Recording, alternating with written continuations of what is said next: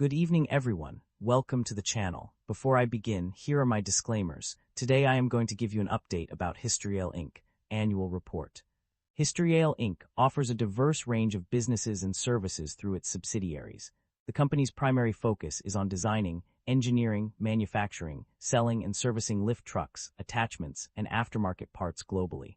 Its product line includes components such as frames, masts, and transmissions, which are assembled into lift trucks under the HYSTER and YALE brand names. In addition to its core business, HYSTER-YALE also provides various services and products through different brands. These include aftermarket parts under UNISOURCE and Premier, attachments and forks under Bolzoni, Orimo, and Mayer, and lift tables. The company has also ventured into designing and manufacturing hydrogen fuel cell stacks and engines, as well as port equipment and rough terrain forklifts. Overall, HYSTER-YALE's extensive portfolio of businesses and services caters to a wide range of customers across the globe, making it a leading player in the materials handling industry. Unfortunately, I do not have access to the text you provided. However, I can provide a general essay on what might cause a stock price to drop. The stock price of HYSTER-YALE Inc. has dropped significantly in the past year due to several factors. One major reason is the decline in demand for its products, particularly lift trucks and warehouse equipment. This decrease in demand could be attributed to various economic factors, such as a slowdown in global trade or a shift towards automation. Another possible cause of the stock price drop is increased competition from other manufacturers. HYSTER-YALE faces stiff competition from established players like Toyota and Kion Group, which have been expanding their product lines and market share. This increased competition has put pressure on HYSTER-YALE's pricing power and profitability. Additionally, regulatory changes and trade policies may also be contributing to the decline in stock price. Changes in tariffs or regulations can impact the company's supply chain and manufacturing costs, making it difficult for them to maintain their profit margins. Lastly, poor management decisions or internal issues within the company could also be a factor. This includes inefficient operations, high employee turnover rates, or failure to innovate and adapt to changing market conditions. Overall, the decline in HYSTER-YALE's stock price is likely due to a combination of these factors, which have collectively impacted the company's revenue and profitability. HYSTER-YALE Inc. market capitalization of $1 billion is materially smaller than most of its industry peers of roughly $2 billion. HYSTER-YALE Inc. trades at a higher price-to-earnings ratio of 269 times and a lower price-to-book ratio of 1.25 times relative within the industry. But when we look at the broader industry, much for its peers are also priced fairly or higher. This indicates an overall sector-level optimism, suggesting that investors are already valuing the industry with a forward premium for the industry, leaving limited opportunity to uncover undervalued stocks. The leverage on the balance sheet appears elevated, with liabilities of 76% of total assets. This raises some concern, and we should examine the industry and nature of the business to determine whether they justify the elevated leverage. Average liabilities have declined over the past 5 years, indicating improving balance sheet discipline and reduced financial risk. Shareholder equity has grown consistently, but operating income growth is weak or inconsistent. Equity expansion may be driven by financing activities rather than core business profitability. The share count has increased over the past 5 years, while revenue has continued to grow. This suggests the business may rely on shareholder dilution to fund expansion. Investors should closely monitor whether growth can eventually be sustained without dilution. The company have a dividend yield of 3.82%. The income statement shows that the company have been growing its revenue annually, but the operating income have not been increasing. This shows that the business is under pressure with rising cost. The primary drivers of revenue growth or decline can be identified by examining the company's financial performance. In 2025, the company reported revenues of $2.8159 billion, with a significant increase in revenues from unaffiliated customers of $644.9 million. However, this growth was offset by a decrease in revenues from unaffiliated customers of $930.5 million. The Americas region contributed the most to revenue growth, accounting for 31% of total operating profit, while the EMEA and Japan regions reported significant losses. The company's cost of sales increased to $3.1365 billion, resulting in a gross profit of $632.8 million. The operating loss of $22.1 million was largely driven by restructuring charges related to workforce reductions and impairment charges due to changes in market conditions. The company's financial position remains stable, with total assets of $2.0206 billion and total liabilities of $1.8443 billion as of December 31, 2025.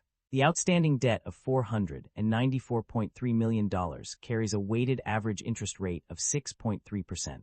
Overall, the company's revenue growth was impacted by regional performance, cost of sales, and restructuring charges, highlighting the need for strategic adjustments to drive future growth. The company's net income experienced a significant decline between 2024 and 2025, plummeting from $142.3 million to a net loss of $60.1 million. This represents a staggering decrease of 142.2%. The drop in net income can be attributed to various factors, including increased costs due to tariffs, cyclical downturns in the lift truck business, fluctuations in currency exchange rates, and ineffective performance by independent dealers. The decline in profit margins was equally dramatic, with the company's margin shrinking from 54.2% in 2024 to a negative 10.6% in 2025. This marked a significant reversal of fortunes for the company, which had previously enjoyed relatively stable profit margins. The sharp decline in profit margins can be attributed to the same factors that contributed to the decline in net income, including increased costs and decreased revenue. The company's financial performance indicates a consistent generation of positive operating cash flow. Despite a decrease in net cash provided by operating activities from $170.7 million in 2024 to $86.1 million in 2025, the amount remains positive. This suggests that the company is effectively managing its operations and generating sufficient cash to support its business needs. The management's focus on cost optimization and operational discipline is also evident, as stated in the summary on page 29. This emphasis on efficiency and prudence is likely contributing to the company's ability to maintain a positive operating cash flow, even in a year where net cash provided by operating activities decreased. Overall, these indicators suggest that the company is well-positioned to continue generating positive operating cash flow. The company's debt level has undergone some changes over the past year. According to the extracted summaries, the total debt increased by $53.6 million from 2024 to 2025, page 26. Additionally, the net cash used for financing activities decreased by $99.3 million, while the net increase in long-term debt and revolving credit agreements increased by $93.3 million, page 23. However, it's worth noting that the company's interest expenses have also seen some fluctuations. On page 21, an increase of $2.6 million, 7.7%, was reported. Furthermore, on page 30, it is mentioned that interest expenses have changed significantly due to interest rate swap agreements. The most significant change in debt level, or interest expenses, appears to be the impact of interest rate swap agreements, which has led to a notable increase in interest expenses. The company's total debt also saw an increase of $53.6 million from 2024 to 2025. The performance of various segments and regions in the company's operations has been mixed. On a positive note, the Americas segment has performed well due to the integration of Nuvera into HYMH, while North America has seen growth over Q3 2025. Higher duty cycle applications have also shown softening demand, which may indicate that other segments are performing better. However, some regions have struggled. The EMEA region has reported a significant operating loss of $66.2 million, accounting for 30% of the total loss. Japan has also underperformed, with an operating loss of $26.2 million and gross profit of only $12.6 million. Additionally, the rest of the world, excluding EMEA, has contracted due to cautious customer behavior and delayed capital expenditures. Other regions have experienced mixed results. Bolzoni's revenue remained steady, while lighter-duty, lower-priced truck models have seen growing demand driven by industry shifts and the company's recent entry into this segment. Regions with U.S. embargoed or sanctioned countries have also been impacted due to export control laws and economic sanctions laws. Management's outlook for the company is centered around achieving long-term viability through a focus on corporate responsibility and sustainability. Despite facing challenges from trade disputes and uncertain market conditions, management expects to sell off its backlog of unfilled orders within the next 12 months. However, they acknowledge that increased market-based costs may not be fully offset due to these external factors. The company is also taking steps to adapt to changing circumstances, including closing a location in Danville and relocating parts depot operations to Avon, Indiana by 2026. This move is part of a broader effort to ensure the company's resilience in the face of ongoing uncertainty. In addition to its operational adjustments, management is committed to integrating sustainable practices across the organization and designing products that minimize environmental impact.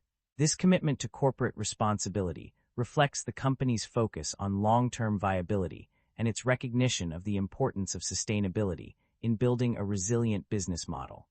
The company's acquisitions and divestitures are significant transactions that have shaped its business landscape. On the acquisition front, the company has made a notable purchase of HYSTER-YALE Maximal Forklift, Zhejiang Co., Limited, with a 90% majority interest. This move is likely to enhance the company's forklift manufacturing capabilities and expand its market presence. In addition to this specific acquisition, the company has also acquired other businesses, although the details are not provided in the text. It is clear that these acquisitions have contributed to the company's growth and diversification efforts.